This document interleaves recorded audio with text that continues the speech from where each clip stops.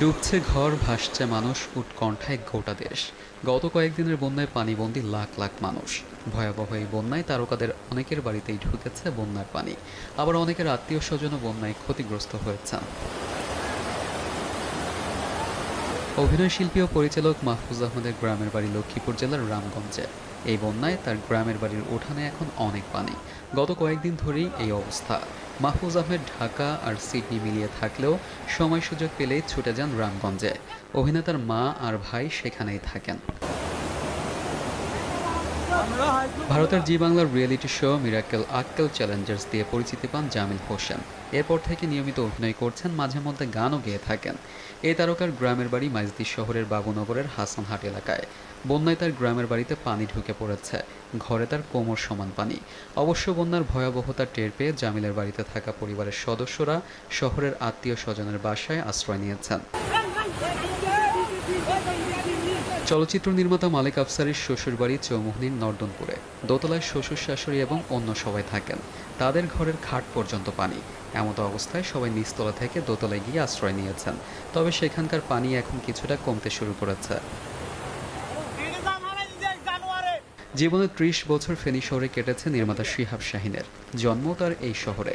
শহরের নাজির রোডের সেই বাড়িতে কেউ না থাকলেও বন্যার পানি প্লাবিত করেছে ওই এলাকার কয়েকটি জায়গা। শিহাব শাহীনের বাবা মা কেউ বেঁচে নেই, ভাই বোনও নেই, তিনি একা। তবে নোয়াখালীর সদরের সোনাপুর এলাকায় নির্মাতার খালারা থাকেন।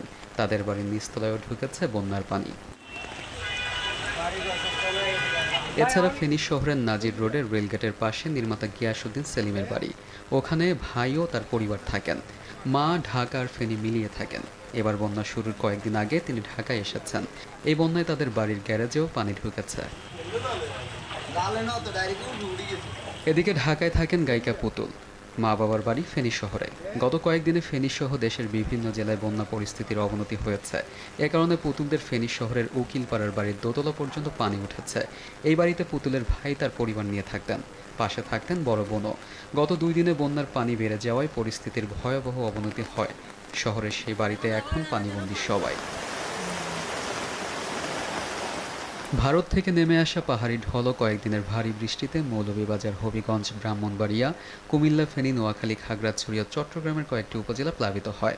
তবে দক্ষিণ পূর্বাঞ্চলের কুমিল্লা, চট্টগ্রাম, ফেনী, নোয়াখালী, খাগড়াছড়ি, লক্ষ্মীপুরে গত 24 ঘন্টায় বৃষ্টি কমে এসেছে।